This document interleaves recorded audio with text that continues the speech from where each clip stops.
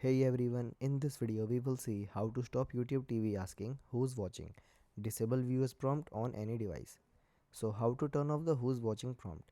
Open YouTube TV on your TV or streaming device. Then when the who's watching screen appear, do not choose a profile. Scroll to the bottom of the screen and select the settings icon. Then find the option to turn off who's watching or ask who's watching on startup. Then turn the option off, then restart the YouTube TV app. After you turn it off, YouTube TV will automatically open using the last profile you used instead of asking who's watching every time.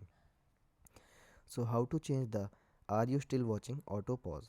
Open YouTube TV and start playing a live or recorded shows.